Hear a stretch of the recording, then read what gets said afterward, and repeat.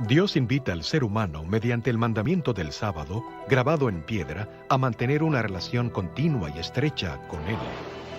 Pues en más de 100 idiomas antiguos y modernos, la familia humana ha adoptado la palabra sábado para nombrar el séptimo día de la semana. Sin embargo, por miles de años han habido conflictos y controversias sobre cómo observar debidamente el día santo. Algunos creen que la muerte de Cristo hizo que el sábado fuera obsoleto, que de alguna manera Él abolió el mandamiento del sábado. Fue en el siglo II, después de Cristo, que el primer día de la semana, el día del sol, se convirtió en un día de culto popular para algunos cristianos. A pesar de la popularidad de la adoración al sol y las leyes dominicales de los emperadores, muchos cristianos siguieron adorando en el séptimo día, sábado.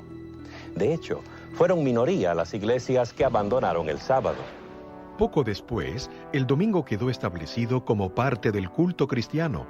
La minoría que aún guardaba el sábado sufrió muy duras pruebas y persecución, hasta que con el tiempo el interés por el sábado bíblico revivió. El asunto está claro.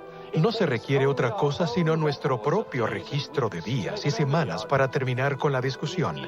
Es el séptimo día, el sábado de la creación, el que tenemos que guardar santo.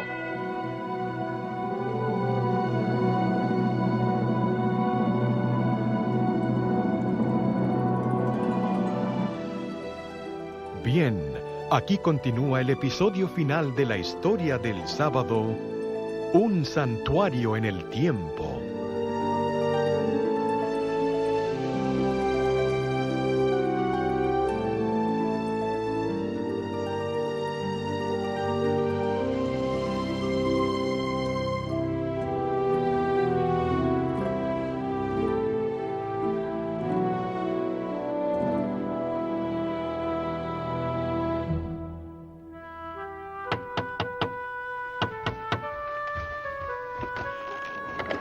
Tom Miller, por amor de Dios, entra.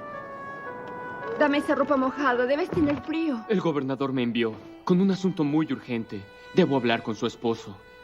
No se siente bien, pero sé que le gustará verte. Acércate al fuego.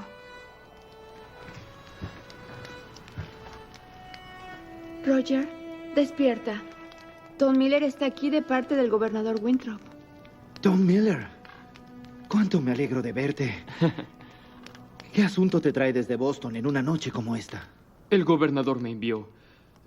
He venido por todo el camino sin descansar, con un asunto de mucha urgencia. El señor Winthrop le advierte de un gran peligro para usted. Los magistrados quieren mandarla a Inglaterra. Han despachado al capitán Underhill y a sus hombres para tomarle por sorpresa.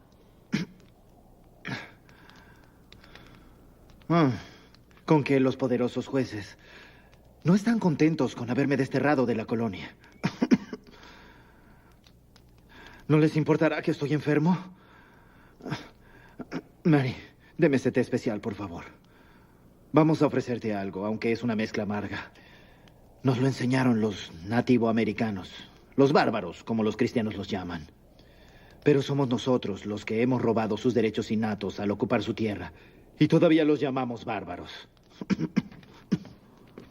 Gracias, mi amor. Enseguida te traigo uno, Tom. Gracias.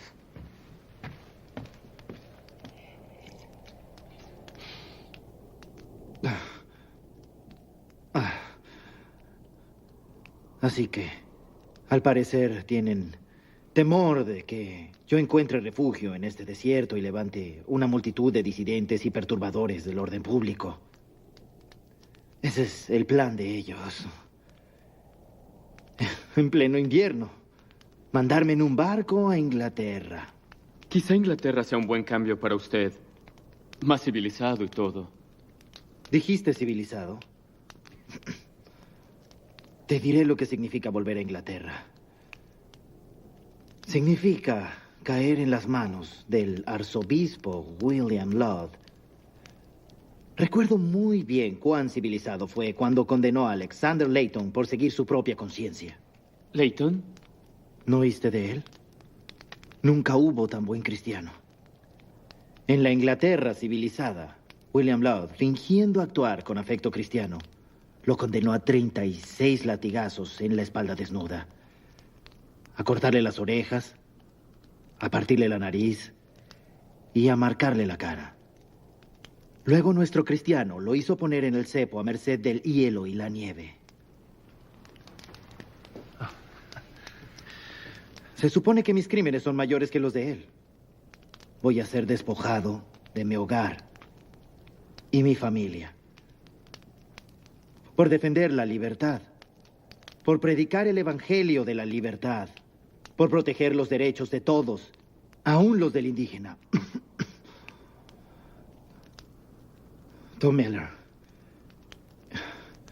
gracias por traerme estas noticias. Vuelve al gobernador y dale las gracias por su advertencia. Dile que no voy a Inglaterra. Voy a vivir libre en este nuevo mundo, cueste lo que cueste. Pero, señor, ¿y si...? No hay objeciones. Estaré bien. Conozco esta buena tierra mejor que el capitán Underhill, te lo aseguro. Ve ahora. Y que Dios sea contigo. Y con usted, señor.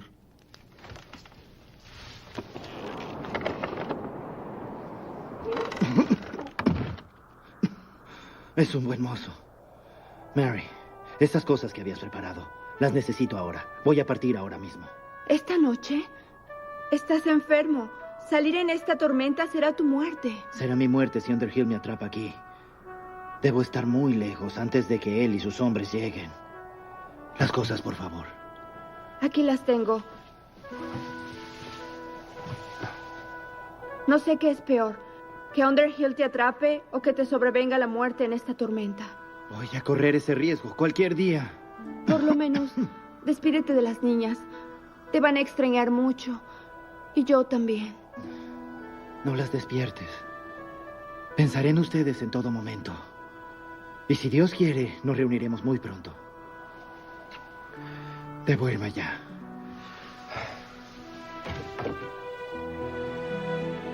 Si Underhill me sorprende aquí, tú también estarás en peligro.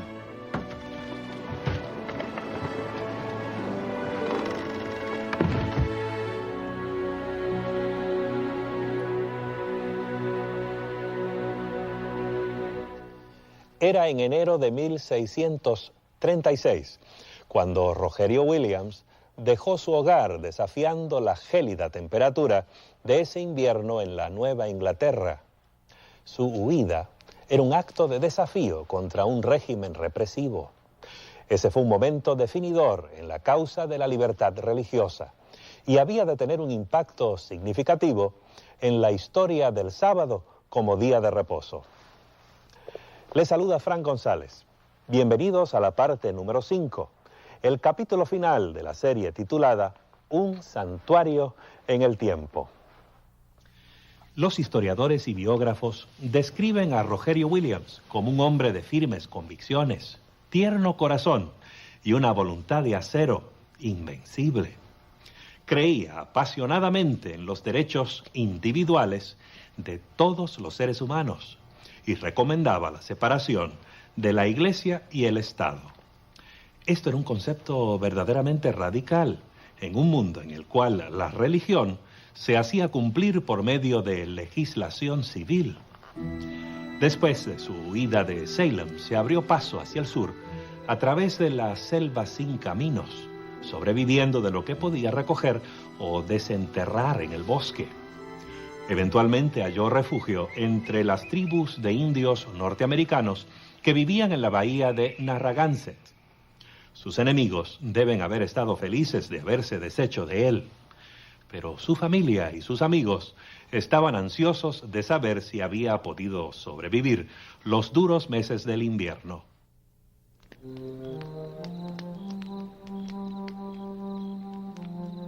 Disculpe, estoy buscando a mi amigo Roger Williams. Me dijeron que usted podría conocerlo. Sé que estaba enfermo y muy probablemente... Habrá sido cuidado por sus buenos amigos y ahora se encuentra muy bien, gracias. ¡Señor Williams! Mi buen amigo, me encontraste. Ahora dime, ¿todavía el gobernador se acuerda de mí? Me gustaría oír noticias de Salem o de Boston. Ven y siéntate, dime. Sí, señor. El señor Winthrop me pidió buscarlo y quiere saber noticias de usted. La señora Williams le manda sus cariños también y dice que ella y sus hijas están bien. Esperando verlo pronto. Pues estoy bien, como puedes ver. Gracias a Dios y a la bondad de mis amigos Pieles Rojas. Pronto obtendré una concesión de territorio y bien merecido. Esta es la tierra de la libertad que usted busca. Libertad. Derechos inalienables. Que el gobierno no rija los asuntos espirituales. ¿Te parece extraño que yo reclame libertad para todos? Los puritanos de Boston usan la espada para imponer su religión. Pero forzar la religión sobre alguien que no la desea es nada menos que violar el alma. Mira, Tom, la espada humana puede forzar una nación entera a profesar una religión formal aparente. Eso no tiene valor delante de Dios. Solo la espada de su espíritu puede regir adecuadamente los asuntos de la conciencia. Así que, cuando regreses al gobernador, dile que debo acatar los dictados de mi conciencia. Tendré un territorio libre, donde la gente viva y adore de acuerdo a su conciencia. Y dile a Mary que pronto la haré traer. La extraño mucho a ella y a mis hijas. La menor se llama Freeborn, nacida libre como ella es. Estoy decidido a que crezca en una tierra libre. Prepararé un lugar para mi familia donde seremos realmente libres. Debes tener mucha hambre. Permíteme decirte... La asignación de tierras que Rogerio Williams recibió en justa transacción de manos de la tribu de los indios Narragansett se convirtió en un refugio seguro para los que se oponían a la religión obligatoria de las colonias establecidas. Su visión de libertad personal se halla inmortalizada en la Carta Constitucional de la colonia de Rhode Island, colonia que él fundó. He aquí lo que dice: ninguna persona dentro de la colonia mencionada, nunca, desde este momento en adelante, será de manera alguna molestada, castigada, inquietada o puesta en duda por cualesquiera diferencias de opinión en asuntos de religión. Y había diferencias de opinión, muchas de ellas. Entre ellas, el asunto del día de adoración semanal. La correspondencia del mismo Rogerio Williams muestra que él reconocía el séptimo día de la semana, el sábado, como el día bíblico de reposo. Su colonia de Rhode Island proveyó un campo fértil y protegido para las semillas del reposo sabático en los Estados Unidos.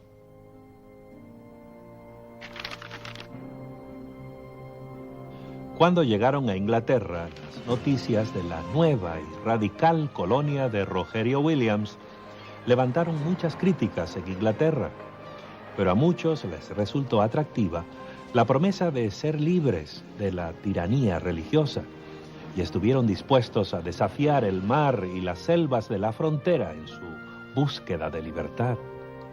Entre los que abordaron los barcos se hallaba una pareja de bautistas de Tewkesbury, Esteban y Anna Mumford. Ellos son los que llevaron al Nuevo Mundo la enseñanza de que el sábado, séptimo día, es el verdadero día de reposo. En 1665, Esteban y Anne Mumford llegaron a Rhode Island. Probablemente se mudaron porque allí había iglesias bautistas, la única colonia con tanta libertad religiosa. Quizás se mudaron también por razones económicas. Esteban era comerciante de mucho éxito más tarde y Newport era un puerto comercial activo. En diciembre de 1671, los esposos Mumford y un puñado de otros formaron la primera congregación bautista del séptimo día en el Nuevo Mundo. El grupo floreció en el ambiente protegido de Rhode Island, pero cuando los miembros se aventuraron fuera del refugio que les ofrecía su propia colonia, debieron afrontar problemas. En Connecticut, por ejemplo, los miembros de la iglesia de Newport fueron multados y encarcelados por trabajar en domingo, pues su día de culto era sábado. Era una forma de hostilizarlos por parte del Estado por su inconformidad. Esos primeros bautistas del séptimo día vieron que sus creencias y prácticas relativas al sábado harían que se levantaran conflictos en cualquier comunidad donde se guardara el domingo. La solución fue obedecer el llamado a la libertad que les llegaba desde la frontera que se iba expandiendo. La razón por qué fundaban iglesias en las fronteras, lo cual ocurrió una y otra vez, fue en parte porque era más fácil hallar tierras inhabitadas, comenzar un pueblo, comenzar una iglesia, crear otras instituciones que ayudaran a la observancia del sábado y a la libertad religiosa en general. Así lograban extender el sábado, porque viniendo otros a la comunidad, a menudo se sentían atraídos a quedarse. Y esto sucedió por todo el país, de tal manera que hasta 1900 sus iglesias se extendieron hasta California. Pero a medida que pasaban los años, se hizo cada vez más difícil para los bautistas del séptimo día eludir dificultades. Los territorios de la frontera se convirtieron en estados, y algunos de dichos estados aprobaron leyes dominicales, lo cual trajo consecuencias indeseables y aún trágicas. Ocurrió hace un tiempo atrás, en 1885. Vinieron de algún lugar de Ohio, los dos. Ella todavía era adolescente, recién casados, y vinieron para vivir en la tierra prometida. Danfields, creo que así se apellidaban. Él era John. Nunca supe cuál era el apellido de ella. Era muy bonita, por cierto. Trabajaba duro, incluso cuando quedó embarazada. Ocuparon una parcela en la frontera del estado, a 6 o 7 kilómetros del pueblo. Tenían un caballo, 2 vacas. Hicieron un buen trabajo en esa tierra. Tenían una buena cabaña, un buen pozo. En el primer año lograron plantar un jardín hermoso. Y bueno, la mayoría de los que habitaban aquí eran religiosos. Ellos eran bautistas del séptimo día, ya se imaginará, de los que toman al sábado por el domingo. Como vivían alejados del pueblo, pensé que vivirían su religión sin molestar a nadie, pero empezó el desorden, pues no trabajaban los sábados. Lo llamaban día de reposo y creían que el domingo era como cualquier otro día laboral, mientras que los demás acudían a la iglesia. Así pues, las cosas marchaban bien, hasta que un malvado en el pueblo se quejó con el gran jurado. El gran jurado le prestó atención. Yo pensé que no lo escucharían, pero se decía que cada semana John manchaba el día del Señor. Él solo hacía lo que creía que Dios quería que hiciera, pero eso no le sirvió. El gran jurado lo juzgó, lo encontró culpable y lo sentenció allí mismo. Tenía que pagar una multa o ir a la cárcel. Pero ese joven tenía agallas. Creía que como estaba en una nación libre, podía tener y profesar su propia religión, así que se negó a pagar la multa. Esos comisarios lo enviaron directo a la cárcel. Su pobre mujer se quedó sola con su bebé recién nacido. De por sí estar en la cárcel era difícil como para además preocuparse por su mujer y su bebé. Ella sufría separada de su marido, sin el apoyo de nadie. Solo 1 o 2 mujeres del pueblo la visitaban, pero a ella nada la consolaba. Dicen que ella esperaba cada día que él viniera a recogerla. Dicen que se sentaba junto al portón con su bebé en brazos por horas y horas. Así pasaron semanas, y el bebé se enfermó. Después oímos que el pequeño había muerto en los brazos de su madre.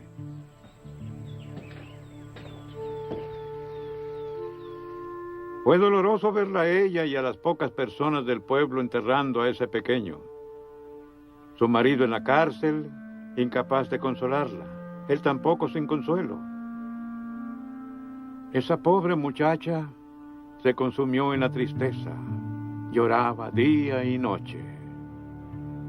John cumplió su condena. Lo dejaron libre. Se fue a su casa, loco por encontrar a su mujer. Pero cuando llegó, sus vecinos estaban sacando algo. Era ni más ni menos que un ataúd con el cuerpo de su esposa. Se había enfermado. Si me preguntan de qué murió, yo diría que murió de angustia. Él no dijo ni una palabra. Los siguió hasta el cementerio y los observó con tristeza bajar el cuerpo de ella y colocarlo junto a su bebé. Luego se arrodilló y lloró hasta que las lágrimas se le acabaron. Antes de marcharse de aquí, casi de nadie se despidió. Nunca supimos de él. Espero que haya encontrado un lugar donde viva libremente. Los bautistas del séptimo día no fueron los únicos que se trasladaron a la frontera por razones religiosas. Conrado Weissel, un joven refugiado alemán, andaba en busca de un nuevo lugar donde echar raíces propias. Llegó a Pensilvania en 1720 buscando un lugar tranquilo donde pudiera experimentar la presencia de Dios. Pero había demasiadas distracciones en las aldeas cercanas a Filadelfia, de modo que se mudó hacia el oeste, a la zona boscosa que bordeaba un arroyo llamado Cocalico, en lo que hoy día es la ciudad de Efrata. Varios amigos lo siguieron y formaron una comunidad espiritual muy unida, el Claustro Efrata. Weissel guiaba la vida espiritual de su rebaño, instruyéndolos en la doctrina y la vida cristiana práctica. Escribió centenares de himnos para reforzar sus cultos. Aún hoy canta estos himnos el mundialmente famoso coro del Claustro Efrata.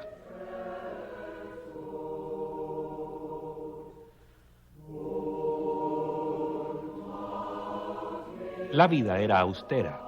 Practicaban el celibato. Los hombres y las mujeres vivían en lugares separados. Eran gente industriosa, buenos trabajadores. Levantaron edificios bien construidos, plantaron quintas y huertos y pusieron en operación una próspera imprenta. Su estilo de vida típico de la frontera era físicamente agotador, lo cual le daba un significado especial a su día semanal de reposo, que era el sábado, séptimo día. Weissel expuso sus puntos de vista sobre el sábado en un tratado que escribió en 1728, Mysterion Anomias, o el misterio de la iniquidad. Ahí describió el sábado como una dádiva de la gracia de Dios para librar del trabajo a la gente una vez a la semana. El sábado era un día cuando Weissel y sus compañeros podían comer su pan sin tener que esforzarse en sus trabajos. Esto puso a la comunidad de Weissel en conflicto con las leyes dominicales de Pensilvania. En 1730, la comunidad de Efrata tuvo conflictos legales por quebrantar las leyes dominicales de la colonia de Pensilvania. Algunos feligreses fueron detenidos y encarcelados en Lancaster. Aun cuando Weissel y sus seguidores no andaban al mismo paso que la sociedad que los rodeaba, mantuvieron fielmente su observancia del reposo sabático.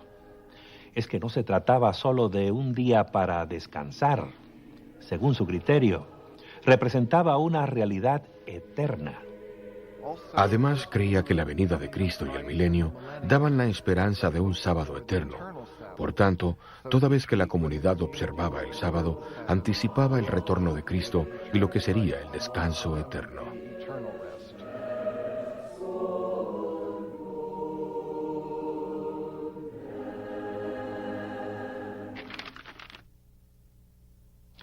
Al igual que Weissel, Nicolás Luis von Zinzendorf nació en Alemania. Era un conde, un miembro de la nobleza. En su niñez y juventud desarrolló un espíritu devoto y sensible. A los 19 años visitó una galería en la ciudad de Düsseldorf y allí vio un cuadro que cambió para siempre su vida. Representaba a Jesús en la cruz, llevando la corona de espinas. Bajo el cuadro leyó lo siguiente: todo esto lo he hecho por ti. ¿Qué has hecho tú por mí? El conde Zinzendorf dedicó el resto de su vida a responder esa pregunta. En 1722 permitió que un grupo de refugiados se establecieran en sus tierras, en Alemania Oriental. Eran un remanente del movimiento religioso moravo que había comenzado con el martirio de Juan Hus, 300 años antes. A pesar de que Zinzendorf había sido toda su vida luterano, provocó entre los moravos un reavivamiento espiritual, renovando su fe e inspirándoles una nueva visión. De hecho, llegó a ser obispo en la iglesia morava renovada. Zinzendorf tuvo la visión de cómo el mensaje del amor de Cristo podía ser impartido en todo el mundo. Así que Comenzando en 1732, él envió a los moravios por el mundo como misioneros para llevar el evangelio a través de las barreras culturales.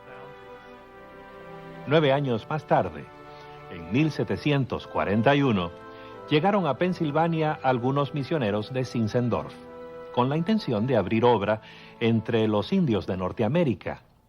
Fundaron la ciudad de Belén, y poco tiempo después llegó el conde para ayudar a organizar la comunidad e impulsar su misión.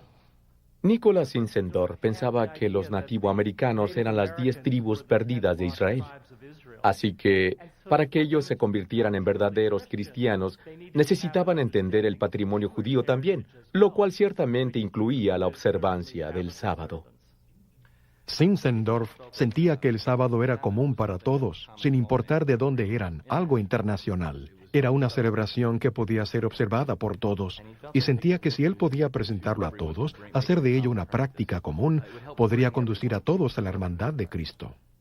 El mismo Zinzendorf observaba el 7º día de la semana como un día de reposo del trabajo y de comunión con Dios y los hermanos creyentes. Les recomendó esta práctica a los moravos de Belén, los cuales accedieron en forma unánime, declarando que se debe observar el sábado con tranquilidad y en ferviente comunión con el Salvador. Zinzendorf sentía que el sábado era el verdadero día de reposo, un tiempo para prepararse mentalmente para que, como pienso que Zinzendorf escribió cierta vez, Dios obre en uno. Pero fue el domingo el descanso legal provisto por la ley inglesa y los moravios observaban los dos. Parece que junto con esto, el conde Zinzendorf no le ponía gran atención al domingo como día de reposo. Durante el verano de 1742, salió en gira por las misiones indígenas moravas. Cierto domingo, él y su grupo acampaban cerca de Hurley, Nueva York. Mientras estaban allí, unos dignatarios locales fueron a visitarlos, pero el conde Zinzendorf estaba algo desatento por estar escribiendo un himno. Así que no recibió a los visitantes con la debida atención que se merecían. Una de esas autoridades dijo ser el juez de paz. Luego, con cierta actitud arrogante, hizo la observación de que el conde parecía estar muy laborioso en una tarde de domingo. Al día siguiente, él les forzó a la gente de Zinzendorf a la corte y les aplicó la multa de 18 chelines por violar el descanso dominical.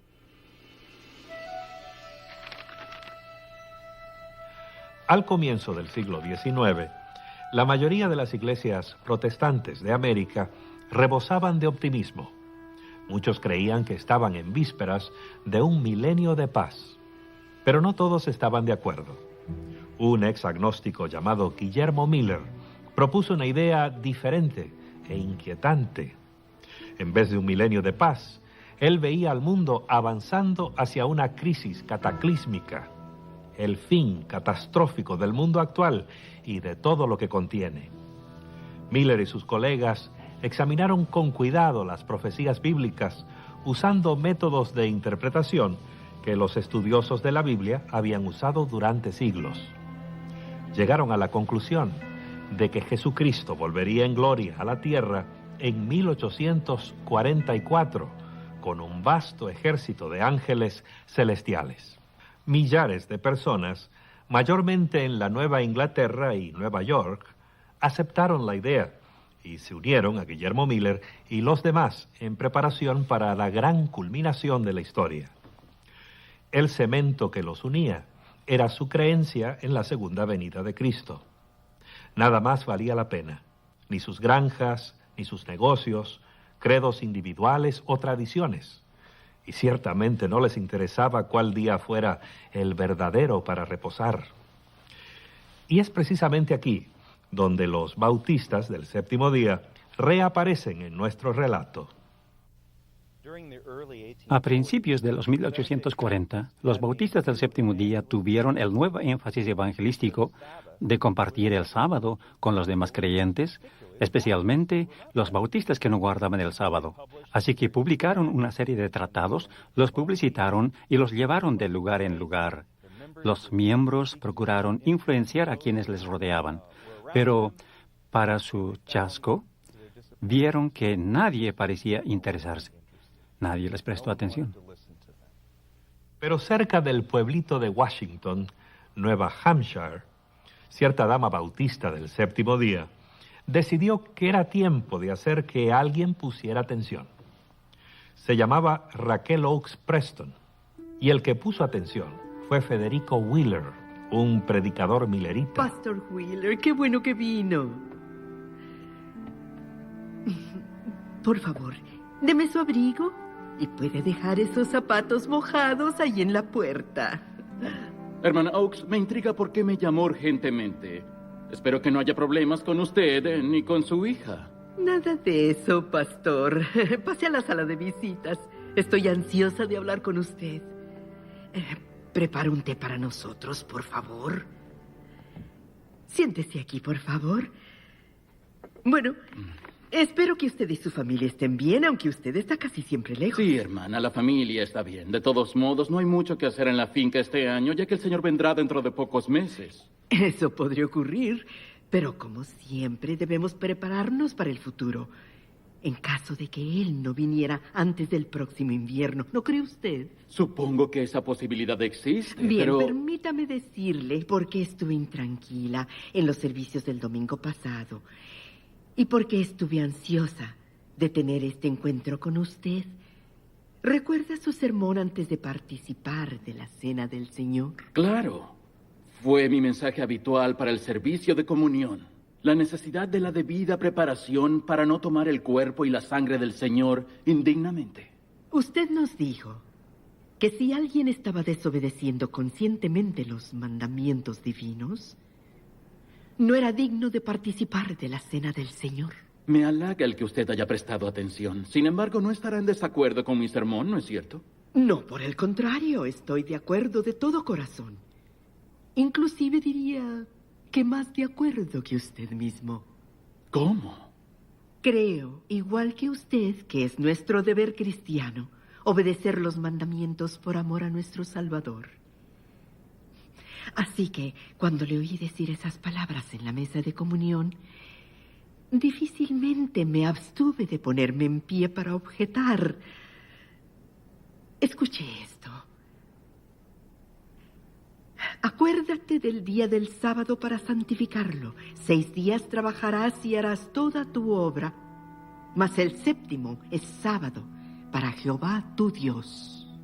Claro, conozco bien ese pasaje. Sin embargo, usted y su congregación están desobedeciendo este mandamiento. ¿Desobedeciendo? ¿Cómo piensa encontrarse con nuestro Salvador que viene cuando usted rechaza una revelación tan clara de su voluntad? Él dijo que el séptimo día sería su santo sábado. ¿Por qué se contenta con observar el primer día? Pero, hermano... El primer día, Pastor Wheeler, que es domingo, en vez del séptimo día, que es sábado. ¿Entiende usted? Como ministro de su Grey es su deber, su privilegio, guiar su congregación hacia una cabal comprensión del sábado del Señor. Confieso que nunca había pensado en ese sentido. Quizás será mejor estudiar. Parece que estuvimos tan empapados con la idea de que el Señor puede venir este año que hemos dejado a un lado otros asuntos importantes. Cierto. Debo someter este asunto al estudio y a la oración. Es todo lo que pido. Estoy segura de que la verdad será tan clara para usted como lo es para mí. Gracias, querida. Frederick Wheeler estaba impresionado con lo que Raquel Oakes le había dicho. Obtuvo su atención. Entonces tomó la Biblia y aquellos tratados sobre el sábado que los bautistas del séptimo día habían publicado y los estudió fervientemente, hasta convencerse de que el séptimo día era el sábado del Señor. Wheeler, junto con todos los seguidores de Miller, se sintió profundamente chasqueado cuando Cristo no volvió en 1844. Pero no perdió su fe en la Biblia, aun cuando no la comprendía en su totalidad. Siguió estudiando la base bíblica para reposar el séptimo día y pronto se dio cuenta de que otros compartían su interés. A principios de 1845, T.M. Preble escribió un tratado en el cual presentaba algunos argumentos muy persuasivos en favor del sábado como día de reposo. Un lector muy interesado fue José Bates, un capitán de barco jubilado y ferviente estudioso de la Sagrada Escritura. José Bates leyó lo que Thomas Preble había publicado sobre el sábado en febrero o marzo de 1845, y al leer su Biblia y ese material, él llegó a convencerse de que el séptimo día era el sábado del Señor. Después de haber ampliado su entendimiento, él se convirtió posteriormente en el principal defensor del reposo del séptimo día, lo cual propició el comienzo de la Iglesia Adventista del séptimo día.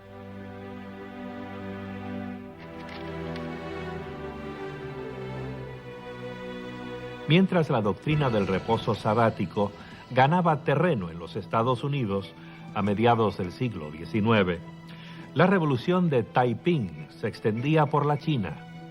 Los campesinos se habían rebelado contra la dinastía Manchú. El gobierno de la China continental, que se decía ser del movimiento revolucionario de los campesinos, siempre había exaltado a los campesinos y a los movimientos revolucionarios similares del pasado. Así que, a su juicio, el movimiento Taiping era un caso glorioso. El ejemplo más glorioso de la revolución campesina. Todo empezó con Hong Xiuquan, el ambicioso hijo de un granjero pobre. Él quería llegar a hacer algo y decidió obtener empleo en el servicio civil. Pero Hong fracasó repetidas veces en el examen requerido.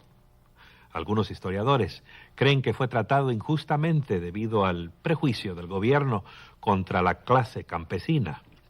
Cierto día, cuando Hong iba saliendo del sitio de examen, un chino cristiano le entregó varios folletos publicados por misioneros protestantes. Se fue a casa, los puso en un estante y se olvidó de ellos.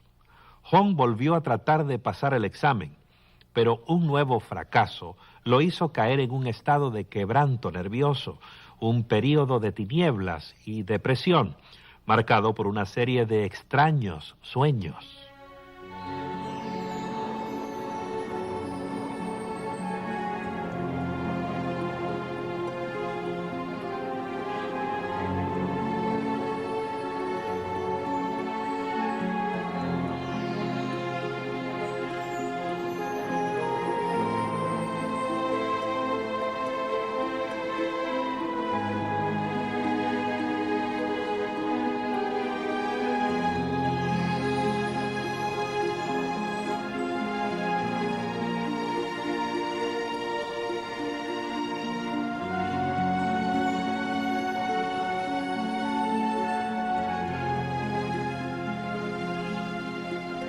¿Quién era el anciano?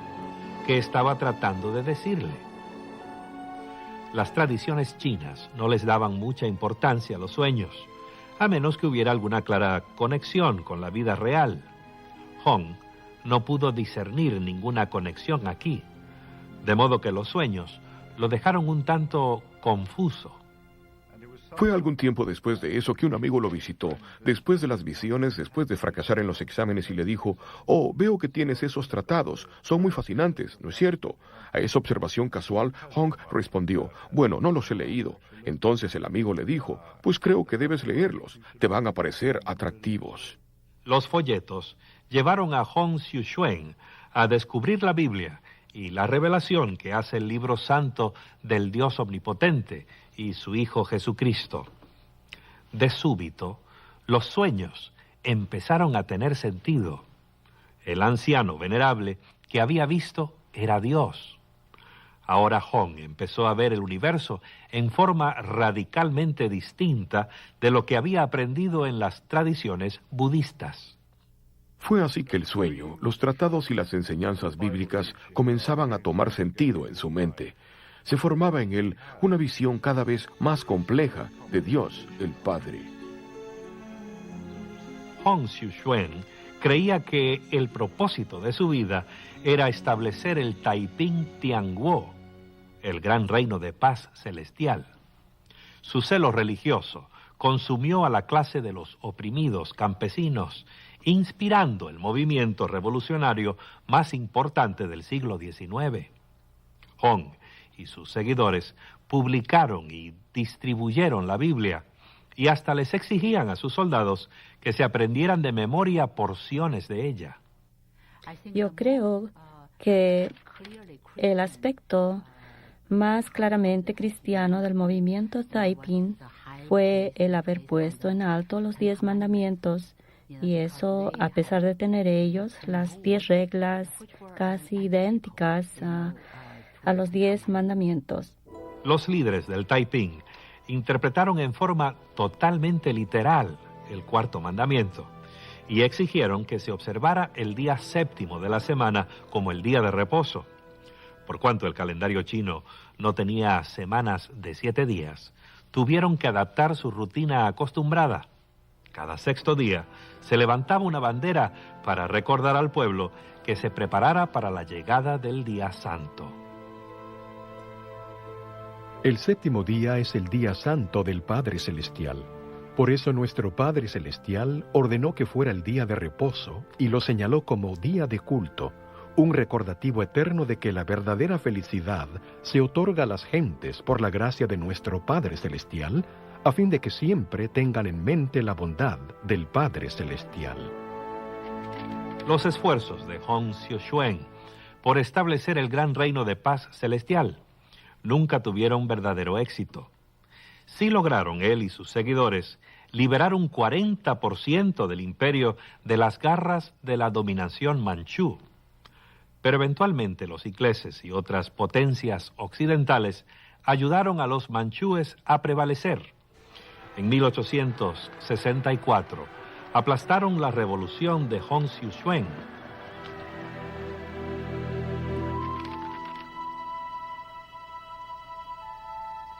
Durante las mismas décadas que vieron las feroces batallas del movimiento Taiping en China, un aislado rincón de Norteamérica presenciaba su propia revolución.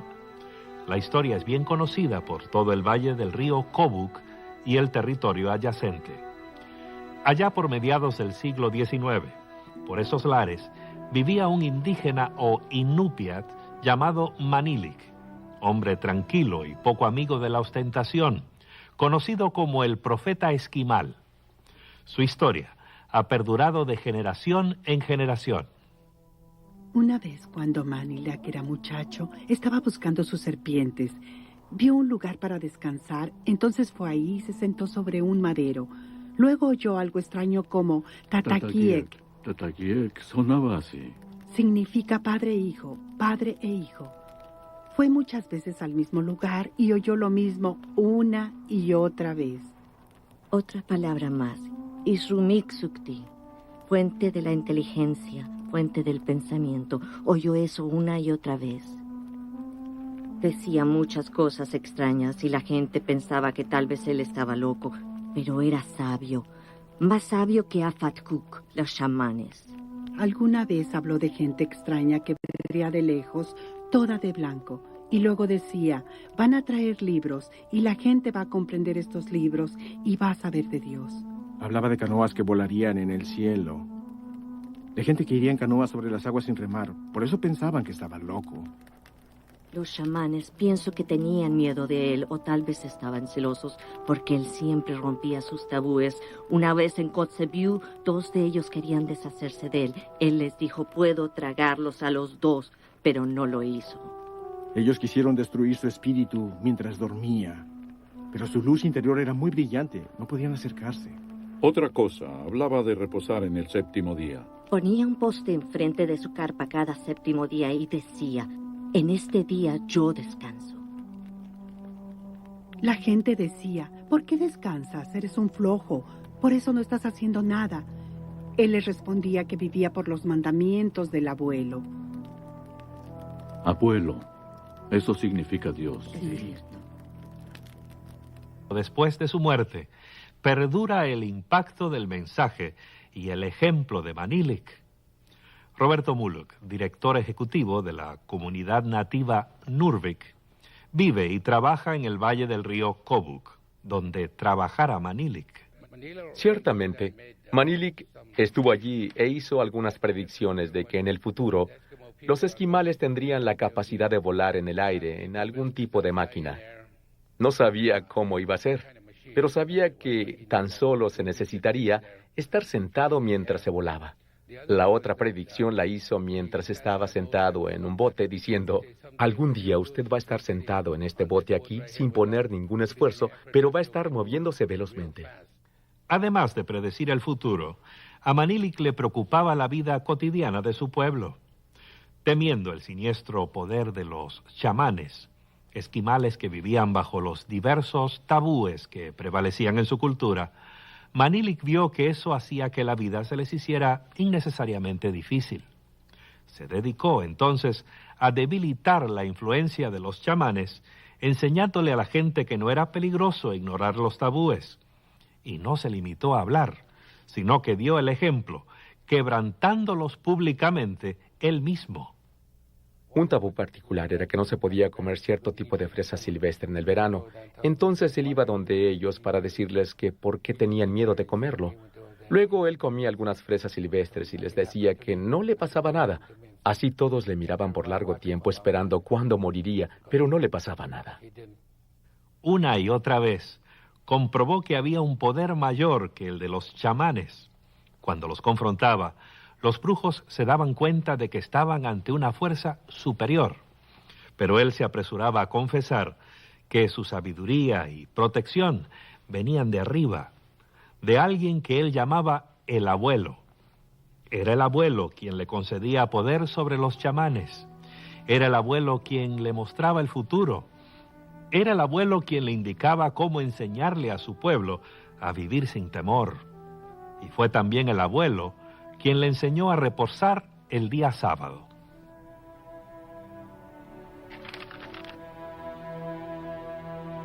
La historia de Manilik es solo una entre muchas que cuentan de individuos que han aprendido acerca del sábado sin haber leído nunca una Biblia ni visto a un misionero. Otro relato llega hasta nosotros de un remoto rincón de la selva tropical sudamericana. Hace unos 100 años, Aucua, el jefe de un poblado indio, tuvo un sueño asombroso, el cual transformó su vida.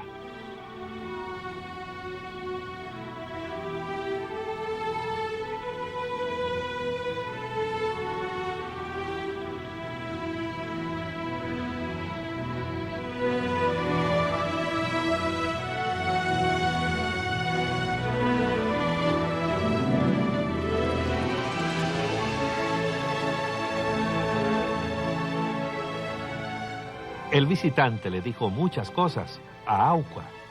Le habló de Dios, le explicó cómo vivir sano, cómo ser limpio, qué se debía comer.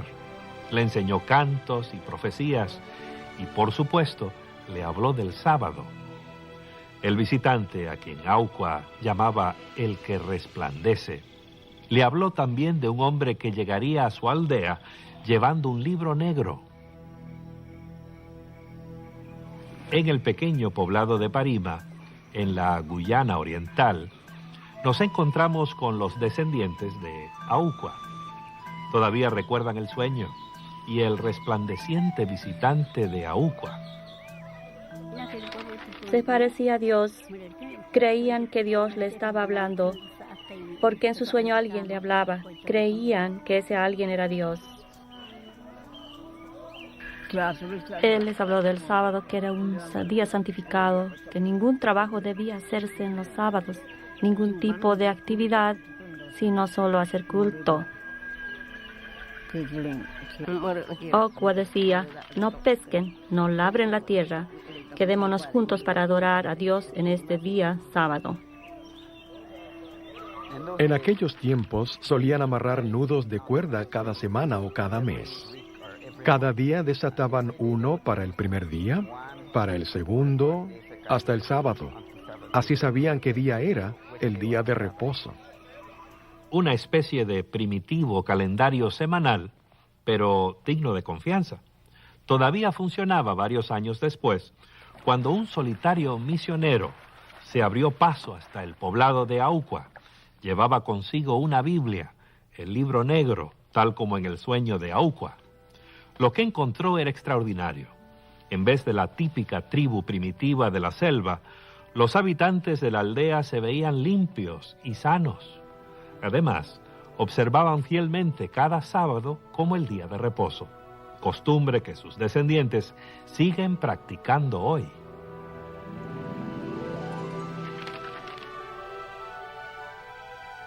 Le sorprenderá al televidente saber que el sábado del séptimo día tiene raíces profundas en el continente africano.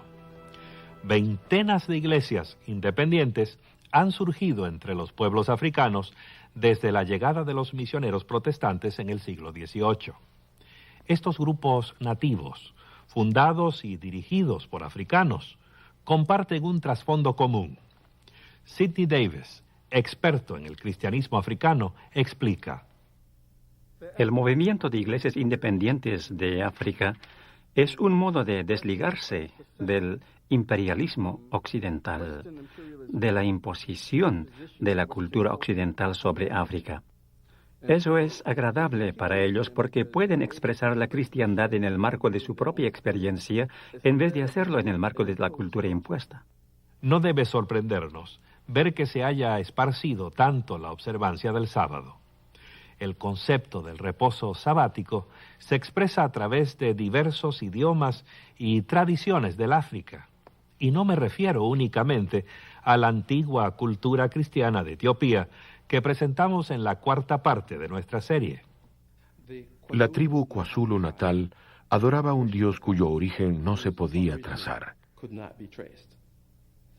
Adoraban a ese dios en un día especial. En este día no se hacía ningún trabajo manual, no cosechaban las mieses. Tampoco se les permitía hacer ningún tipo de cultivo. El día estaba eternamente dedicado a la adoración de ese Dios. Ese día de culto era sábado. El concepto o la tradición del descanso del séptimo día siempre ha estado difusamente enraizado en la cultura de Ashanti. Hay que saber que casi en todas las culturas africanas, la religión o el concepto de Dios está arraigado o entretejido. Así que la pregunta de cuán antigua es la tradición del sábado para un africano o un Ashanti es realmente innecesario hacerla, porque tanto cuanto saben siempre ha sido parte de la vida de ellos. En el idioma Zulu, la palabra sábado significa día de consumación o el último día. Lo que a mí me fascina más es que ellos tenían estos conceptos del sábado desde mucho antes de la llegada de los misioneros europeos. Fueron los misioneros quienes introdujeron el culto dominical, pues hasta entonces todos sabían que Dios tenía solo un día de culto, el sábado. Cuando los misioneros europeos llegaron, introdujeron no solo una manera diferente de adorar, sino un día distinto de culto, el domingo. Y por lo que introdujeron el culto dominical, todo hombre blanco fue llamado automáticamente hombre blanco de domingo, o Kwesi Bruni, porque se llama Kwesi a todo niño nacido en domingo. Para ellos, todo europeo es nacido en domingo porque introdujeron el culto dominical.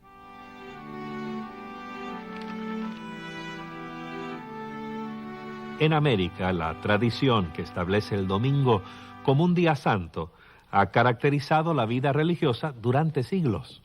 Se ha llegado a considerar su observancia como un requisito para recibir las bendiciones de Dios. Más aún, algunos sostienen que ignorar el día santo es lo mismo que invitar un desastre. Más o menos una década antes de la Guerra Civil estadounidense, un médico del norte que era abolicionista decidió darse una vuelta por el sur para ver la situación por sí mismo, aunque con ojos histéricos de prejuicio. Estando en Nueva Orleans un domingo, se espantó al ver el quebrantamiento del reposo, los juegos de vicio, la prostitución, la orgía general del día Al día siguiente, un incendio devastó la ciudad, como era común en el siglo XIX. Él escribió en su diario de que tuvieron un buen postre por quebrantar el reposo. Los tiempos cambiaron y también han cambiado las actitudes hacia el domingo. A medida que la industria se volvió más mecanizada y las leyes laborales fueron limitando la extensión de la semana laboral, la gente se aficionó al lujo que significaba tener tiempo libre. El domingo se fue convirtiendo progresivamente en un día para hacer lo que a cada uno se le antoje. Y eso ha traído problemas.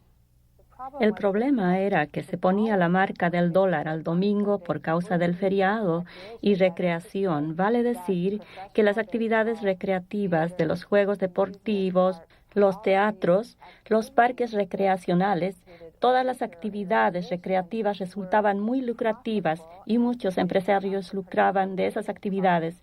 Consecuentemente, estaban lucrando del día de reposo.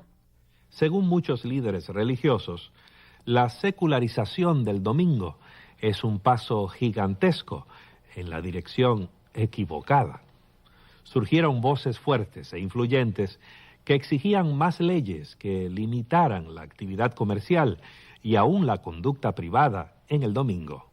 Esos esfuerzos por proteger el domingo continúan aún hoy, apoyados, por ejemplo, por la Alianza para el Día del Señor. La Alianza del Día del Señor tomó esta posición porque creía que el descanso del sábado, el reposo, existía desde antes de nuestras comunidades religiosas, inclusive del mismo judaísmo. Hace tiempo, cuando se formó la Alianza para el Día del Señor, el tema de las leyes dominicales despertaba a controversias. En mayo de 1888, el senador Henry Blair de Nueva Hampshire propuso legislación destinada a limitar las actividades seculares en domingo, dentro de, por supuesto, la jurisdicción del gobierno de Estados Unidos. El senador Blair dejó bien claro que el propósito de su proyecto de ley era preservar el primer día de la semana como día de reposo y observancia religiosa. La legislación fue enviada al Comité de Educación y Trabajo del Senado, del cual Blair era presidente. Entre los que presentaron objeciones a la legislación propuesta estuvo Alonzo T. Jones. Señor, usted puede hablar de la fuerza de la mayoría en asuntos sociales y civiles, pero no existe ninguna mayoría que pueda dictaminar la religión del hombre.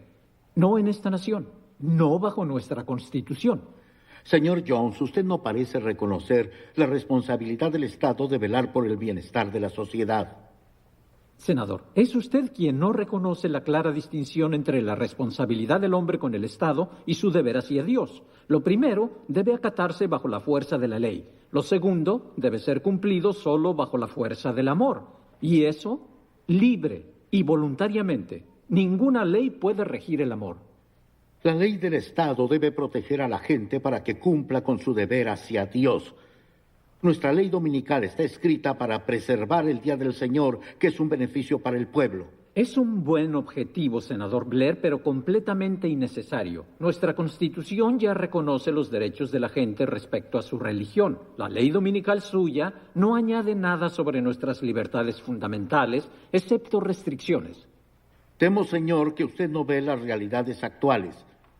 Si el hombre que tiene un deber hacia Dios no lo cumple voluntariamente, corromperá la sociedad. Es la ley dominical propuesta la que va a tener una influencia corruptora al emplear fuerza y coerción para hacerla cumplir. Al contrario, el efecto esperado es que no encarezca el reposo. Si los hombres no están de acuerdo en honrar el Día del Señor y si no restringimos sus acciones por la ley civil, entonces hollarán los derechos de quienes honren y observen ese día como santo para el Señor. Con todo respeto, senador, ¿no ve usted que su proyecto de ley va a permitir pisotear los derechos de las minorías religiosas?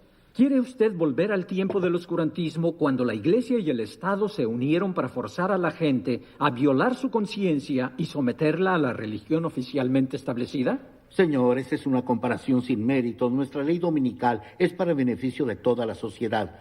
¿Acaso no es una función legítima del Estado legislar en favor del bien común? El bien común que usted valora tanto no se efectúa restringiendo los derechos de la conciencia de uno a fin de ampliar los derechos de otro.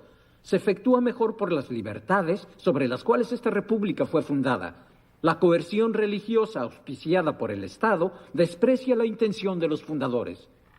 Esta ley hace una exención para aquellos que desean adorar en otro día, como los judíos, los bautistas del séptimo día, ustedes los adventistas del séptimo día que observan el sábado. ¿Cuál es el problema? El problema es... Justo esta mañana la señora Bayham de la Unión Femenina de Temperanza Cristiana se dirigió a este comité en apoyo de tal exención. Ella consultó con los representantes de los 9 diferentes grupos que observan el sábado en vez del domingo. ¿Sabe cuántos aprobaron tal exención? Todos sin excepción. Senador, respeto mucho los principios de temperanza promovidos por la organización de la señora Bayham, pero ella no tiene voz ni voto sobre cuestiones de exención para mi denominación. Profesor Jones, ¿va a objetar contra las exenciones que ciertamente beneficiarán a su grupo y a otros grupos? Sí, señor. En efecto, las objetamos.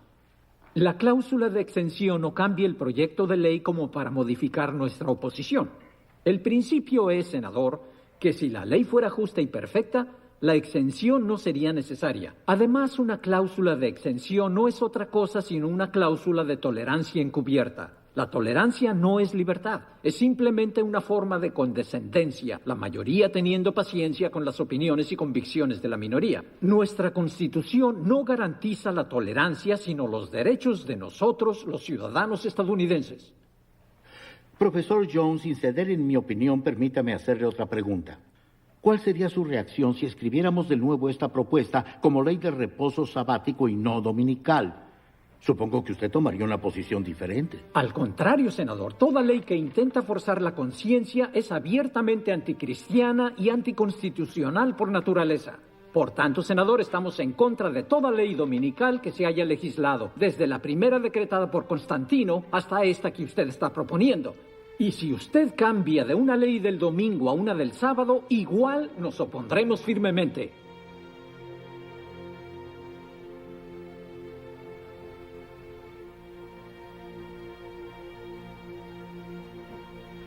La ley propuesta por el senador Blair nunca trascendió su comité, pero ya existían muchas otras leyes dominicales llamadas leyes azules. De hecho, hoy en los Estados Unidos, 49 de los 50 estados tienen leyes que protegen el domingo. Alaska es la única excepción. Pero el solo hecho de que existan esas leyes no significa que el tema haya quedado cerrado. Las leyes dominicales estatales fueron cuestionadas por las provisiones de la Constitución, tanto federales como estatales, incluyendo el debido curso legal, igual protección, violación de la separación de Iglesia y Estado y la violación de la libertad religiosa. En general, dichas leyes han sido sostenidas por las Cortes estatales. En 1961, la Corte Suprema de los Estados Unidos consideró 4 casos diferentes que desafiaban la posición constitucional de las leyes dominicales. Los abogados de libertad religiosa esperaban reconocimiento judicial de que estas leyes, debido a su contenido religioso, son inconstitucionales. En el caso McGowan versus Maryland, uno de los 4 casos, la Corte observó que era obvio que dichas leyes tenían origen religioso, porque trataban del Día del Señor, del reposo, de toda gama de cuestiones, términos y razones religiosas. En 1961, la Corte había visto de que existía la razón de tratar de dichas leyes como protectoras de derechos laborales. Y a la pregunta de si los estados pueden legislar los derechos de los trabajadores, la respuesta es sí. Con tantas leyes azules en los códigos del país, es justo preguntar por qué se oye tan poco acerca de su aplicación. ¿Están haciendo arrestos las autoridades? ¿Están dando condenas los jueces? ¿Están los cofres públicos enriqueciéndose con las multas aplicadas a los culpables? Yo pienso que hay 3 principales razones por qué no se hacen cumplir las leyes dominicales. Primero, las leyes escritas en los libros frecuentemente no se hacen cumplir porque se presta atención a otras prioridades. Segundo, actualmente no existe mucha disposición e interés en la población general sobre este asunto. Tercero, yo pienso que muchas leyes se hacen cumplir de una manera invisible al público. Por ejemplo, aquí se ve Washington, D.C. En esta ciudad se prohíbe hacer trabajos de construcción los domingos de mañana. Muchos no se dan cuenta de eso porque no se ocupan en la construcción, y si alguna vez construyen algo no es una violación que les afecte significativamente a la vida. En nuestra era secular y materialista, se escuchan pocas voces que pidan leyes dominicales de inspiración religiosa. Hasta la Alianza del Día del Señor, que es una organización sólida a favor del domingo, está de acuerdo con ello. La historia de la Alianza del Día del Señor ha sido en el pasado la de mantener o tratar de mantener las leyes dominicales en los Estados Unidos.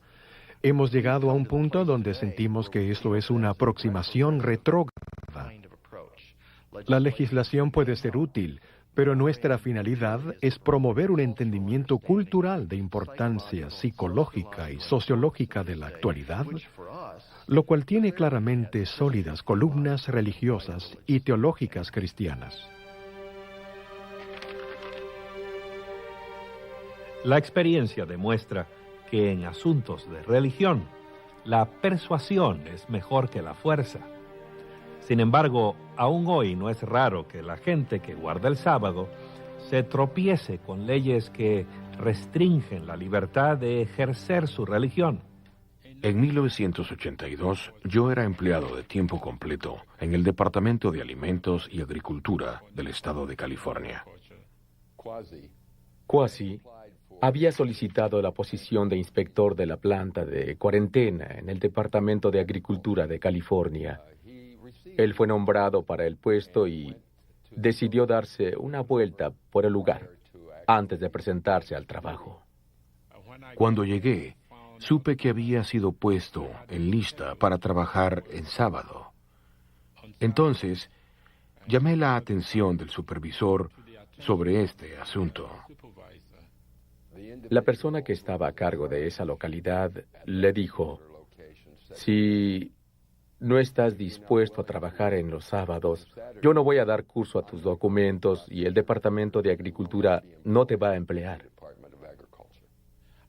Yo me puse en contacto con el Consejo de Iglesia y Estado, el cual nos ayudó a apelar al Departamento de Alimentos y Agricultura del Estado de California en procura de resolver este asunto mediante un proceso administrativo. Pero el Estado de California no nos prestó atención y me quitaron el nombramiento. Después de un tiempo substancial, estuvimos en juicio, lo cual duró varios días. Y finalmente, por desgracia, el juez dictaminó contra él, lo cual es usual para los guardadores de sábado. Inmediatamente elevamos una apelación al 9º Circuito de Apelaciones Judiciales. El asunto fue finalmente elevado ante 3 jueces del 9º Circuito y ellos fallaron en su favor, invalidando la decisión del juez anterior. El Estado de California se disgustó y solicitó una revisión por la Corte Suprema de los Estados Unidos, la cual no aceptó la apelación. Por tanto, la decisión del 9º Circuito era buena, tanto para Kwasi como para la necesidad de amparar las creencias religiosas. Desde su comienzo hasta el final del pleito, pasaron 17 años. Nosotros seguimos adelante porque creímos que estábamos haciendo la voluntad de Dios y porque creímos que otros podrían beneficiarse de nuestras penas. En 1973, los líderes de un gran país africano exigieron a todos los ciudadanos que dedicaran un día a la semana para servicios comunitarios, tales como la reparación de puentes y carreteras. A todas luces, parecía una buena idea. Sin embargo, el día nacional que se escogió para hacer esos trabajos fue el sábado. Eso causó grandes dificultades a los adventistas del séptimo día. Pase.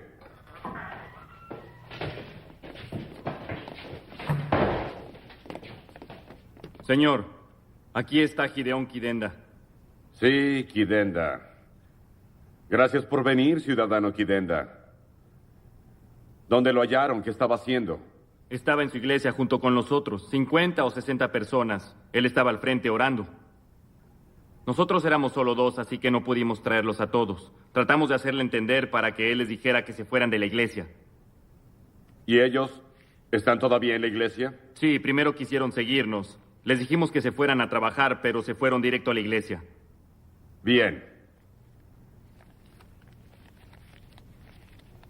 Ciudadano Kidenda, dime, ¿qué viste afuera mientras mis hombres te traían? Gente trabajando. Exacto. Están rellenando los huecos de los caminos, están deshiervando y cortando arbustos. Ellos trabajan aquí y otros en todo el país están haciendo lo mismo. ¿Sabes por qué? ¿Por qué la gente en todo el país está trabajando en su comunidad hoy? Día Nacional de Trabajo. Así que, ¿sabes que es Día Nacional de Trabajo? Hoy y todos los sábados del año es Día Nacional de Trabajo. Pero por alguna razón no estás con tus compañeros ciudadanos trabajando para el bien de tu comunidad y tu país. Más bien estás en la iglesia. Yo estoy dispuesto a dar servicio a mi país. En cualquier otro día. Escoja el día y yo lo haré. Una silla. Siéntate, por favor. La ley de la nación dice que el sábado es el Día Nacional de Trabajo.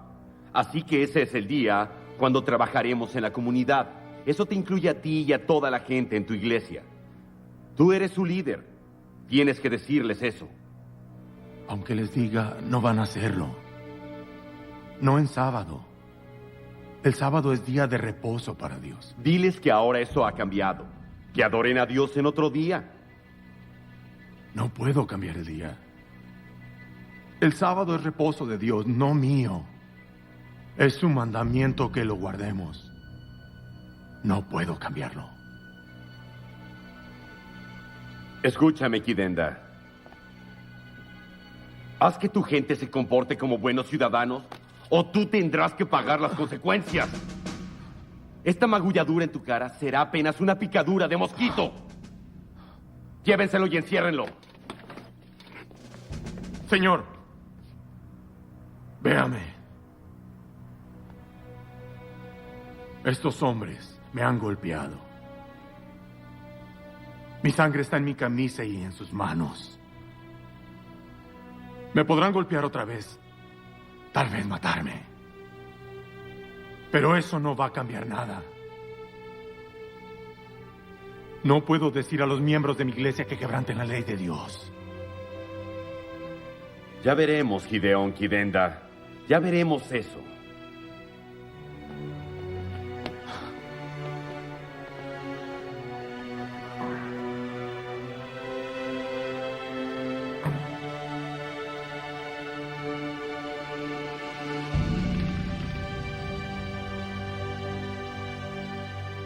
Al parecer, guardar el sábado puede resultar caro, inconveniente y hasta peligroso. A raíz de todo esto, resulta sorprendente notar cuántos cristianos hay que guardan el sábado hoy. El directorio de grupos que observan el sábado, publicado por la Asociación del Sábado Bíblico, contiene más de 400 iglesias y denominaciones que guardan el sábado. Uno de ellos es la Iglesia de Dios del Séptimo Día, con sede en el estado de Colorado, que tiene una feligresía mundial de cerca de 200,000. El reposo del séptimo día es importante para nosotros como denominación por causa de habernos comprometido a ser bíblicos, una congregación basada en la Biblia. Creemos que el sábado es una parte integral de las enseñanzas bíblicas y sería imposible enseñar todos los consejos de Dios y aún vivir de toda palabra que sale de la boca de Dios si ignoráramos su reposo del séptimo día. En 1896, la Iglesia de Dios y de los Santos de Cristo fue establecida por William Saunders Crowley en Lawrence, Kansas.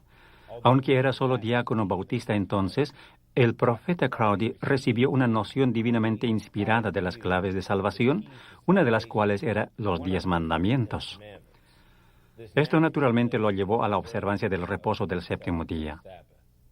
Aunque parecía que estaba proporcionando algo nuevo, en realidad el profeta Crowdy restableció una forma de judaísmo profético que había moldeado las vidas de hombres y mujeres desde la antigüedad. Muchos de los grupos más pequeños que guardan el sábado surgieron de la Iglesia Mundial de Dios, fundada por el empresario Herbert Armstrong. El relato tiene un comienzo inverosímil. En realidad fue la esposa del señor Armstrong la que lo interesó en el sábado.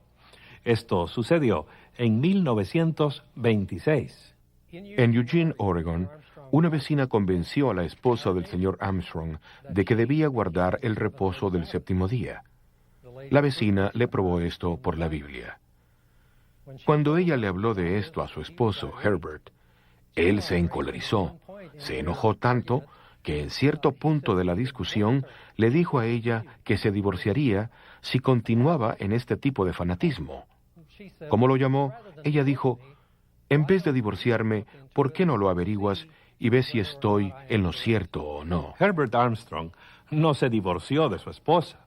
Al contrario, aceptó su desafío y pasó varios meses investigando el tema en una biblioteca cercana. Para su sorpresa, no pudo contradecirle. Se sintió arrinconado y solo pudo llegar a la única conclusión de que el sábado, el séptimo día, es el día bíblico de reposo. Este llegó a ser el distintivo de la iglesia que fundó.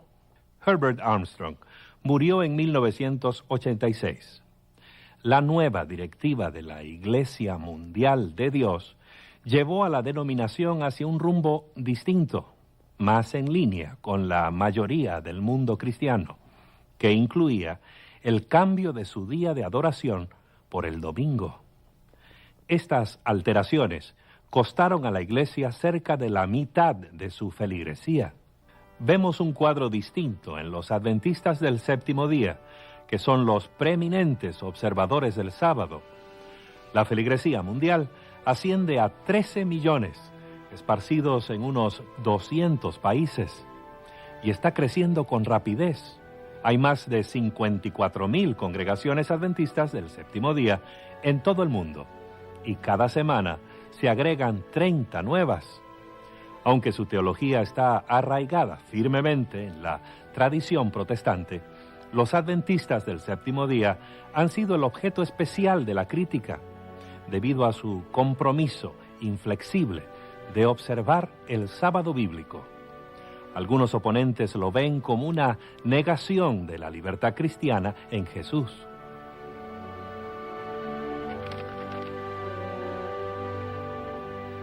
Por supuesto que la libertad está en el corazón de la fe cristiana.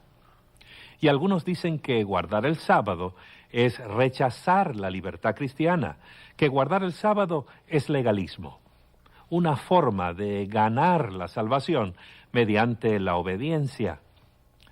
Pero observar el día bíblico de reposo, ¿es necesariamente legalismo?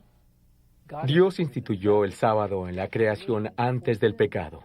¿Era legalismo esa vez? Si no era legalismo, ¿qué es lo que hace inherentemente legalista ahora? Cuando Dios dio maná por 40 años en el desierto, ¿no cayó maná en sábado? ¿Era legalismo? Cuando Dios dio los 10 mandamientos, ¿eran legalistas esos 10 mandamientos? ¿Estaba Dios forzando a un código legalista? No, no estaba. La obediencia no es legalismo. La obediencia puede ser nuestra expresión de amor y gratitud a Dios por su gracia y salvación. Ahora bien, algunos teólogos cristianos insisten que la salvación está basada en las promesas de Dios, en su pacto, y no en nuestra conducta.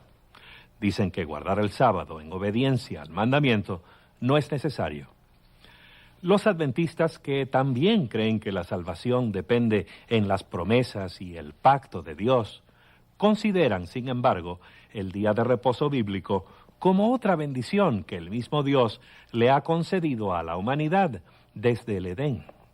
En toda la Escritura, El pacto se presenta como una experiencia de reposar en Dios. Dios quiere que su pueblo confíe en Él y le otorga las provisiones que ha declarado en su pacto. Entonces podemos descansar y estar seguros en Dios. Cuando estamos fuera de este pacto de comunión con Dios, nos preocupa nuestra salvación, nos preocupa nuestro futuro, lo que sobrevendrá. Por lo contrario, dentro del pacto tenemos un descanso y una confianza completos en Dios. El sábado simboliza ese reposo. Y al guardar el sábado, descansamos en la seguridad de que Jesús nos redimió en la cruz, de que somos salvos, que somos sus hijos, que podemos depender de Él. Si el día de reposo tiene un lugar apropiado en la vida del cristiano, ¿por qué tiene que ser el sábado? La mayoría de las iglesias enseñan que los cristianos debieran guardar el domingo en su lugar y citan referencias del Nuevo Testamento para apoyar su punto. Pero, ¿enseña realmente el Nuevo Testamento que el domingo, que es el primer día de la semana, es el día de reposo cristiano? En el Nuevo Testamento se menciona el primer día de la semana. Al parecer, los cristianos se reunieron 1 o 2 veces en ese día. Pero no hubo transferencia de la importancia del sábado, del séptimo día, al primer día de la semana, llamado domingo. No se convirtió en el día de reposo, ni se convirtió en el día cuando se celebra la actividad creativa de Dios. Tampoco se convirtió en el día de culto cristiano, lo cual sigue siendo el sábado del séptimo día.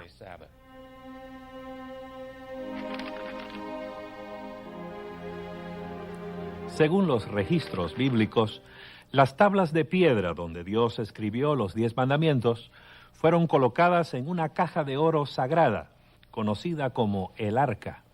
Este objeto invalorable de la antigüedad desapareció desde hace mucho tiempo. Su paradero es un misterio. La profecía de Apocalipsis presenta otro misterio en la escena introductoria de otro maravilloso drama. El drama profético se despliega, describiendo en símbolos la guerra entre Jesucristo y Satanás, su gran enemigo. Es el conflicto de los siglos, presentándose a través del escenario de los sucesos humanos. La culminación es emocionante y la anuncia la aparición de los mensajeros angélicos. Vi volar por en medio del cielo a otro ángel que tenía el Evangelio eterno para predicarlo a los que habitan sobre la tierra, diciendo a gran voz: Temed a Dios y dadle gloria, porque la hora de su juicio ha llegado, y adorad a aquel que hizo el cielo y la tierra, el mar y las fuentes de las aguas. Y fases finales del drama, habiendo llegado la hora del juicio, los habitantes de la tierra deben adorar a Dios.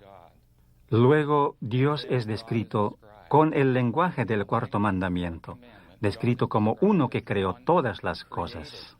Siendo que el pasaje hace eco del cuarto mandamiento, no creo que debe dilatarse demasiado para que entendamos de que en este final del drama, los habitantes de la tierra tienen una citación celestial para volver a adorar a Dios el Creador en su día de reposo, en el sábado del séptimo día.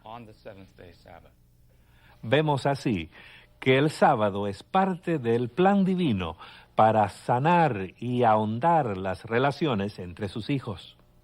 En nuestro mundo, donde el verdadero propósito y significado de la vida nos elude, donde la fe languidece en los escombros de la infidelidad, aún en un mundo así, el sábado continúa señalando el llamado de Dios al alma humana.